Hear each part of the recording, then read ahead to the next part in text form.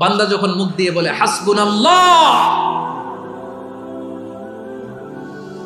আমার আল্লাহ আমার জন্য যথেষ্ট, এই বলে যখন নিজেকে সঁপে দেয়, তার কি লাগবে ওই দায়িত্ব স্বয়ং নিয়ে নেয় কে? সবাই বলেন স্বয়ং নিয়ে নেয় কে? তাহলে আমার প্রিয় ভাইরা, বিপদের শুরুতেই আমরা বলবো ইন্না লিল্লাহ। শুরুতে কি বলবো? এরপরে যেই বাক্যটা পড়ে নিজের পরিস্থিতিকে আল্লাহর দরবারে সঁপে দিব, সেটা হচ্ছে হাসবুনাল্লাহ। সেটা কি?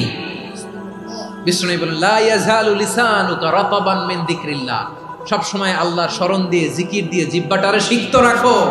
আর শয়তানু জাসিমুন আলা কলবি ইবনে আদম, শয়তান বনি আদমের কলবে খামচি মেরে বসে থাকে। ফাইদা যাকারাল্লাহ খানাসা, মানুষ যখন আল্লাহর স্মরণ করে জিকির করে, শয়তান দৌড়ে পালায়। ওয়া ইদা গাফালা ওয়াসওয়াসা, যখনই বনি আদম গাফেল হয়, তখনই শয়তান তার হৃদয়ে ওয়াসওয়াসা দেয়।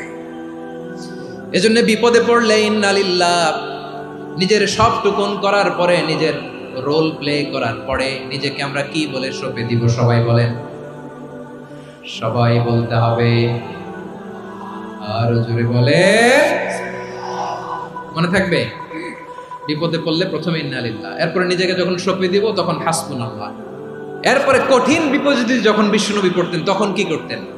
এমন বিপদ মাঝে মাঝে হয় না, দেয়ালে পিঠ থেকে যায়, চোখে মুখে অন্ধকার, কি করব দিশা খুঁজে পাই না, এরকম হয় কখনো? হ্যাঁ, আপনাদের হয়? হয় না? তো জান্নাতে আছেন আপনারা।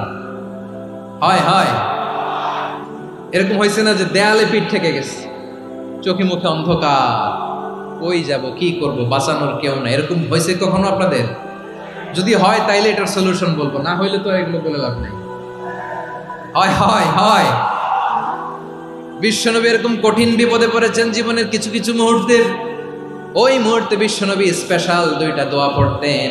এই দোয়াগুলো আপনাদেরকে জানিয়ে দেয়। বিশ্বনবী বলেন, কঠিনতম বিপদে যখন পড়বা, দেয়ালে পিঠ থেকে যায়, চোখে মুখে অন্ধকার, বাঁচার কোনো উপায় নাই, তখন পড়বা লা ইলাহা ইল্লা আনতা সুবহানাকা ইন্নী কুনতু মিনাজ জালিমিন।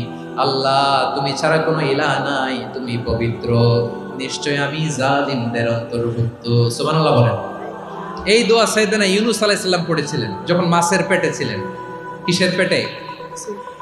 এবং অনেক মুফাসসিরিন ইকরাম বলেছেন, অনেক আহলুল ইলমরা বলেছেন, এটা হচ্ছে ইসমে আজম। ইসমে আজম এমন দোয়া যেটা দিয়ে দোয়া করলে আল্লাহ দোয়া কবুল করে, কিন্তু এটা কোনটা, এটা নিয়ে ইখতিলাফ আছে। কোন কোন আহলুল ইলম বলেন লা ইলাহা ইল্লা আনতা সুবহানাকা ইন্নী কুনতু মিনাজ জালিমিন, এটা হচ্ছে ইসমে আজম। সাইয়েদনা ইউনূস আলাইহিস সালাম পড়েছেন। আপনারা পড়েননি? তুফান হইলে পড়েন না? আমাদের এলাকায় তো এটা খুব, এটার উপর ব্যাপক আমল আছে। পটুয়াখালীতে কি অবস্থা বলেন? পড়েন পড়েন পড়েন পড়েন।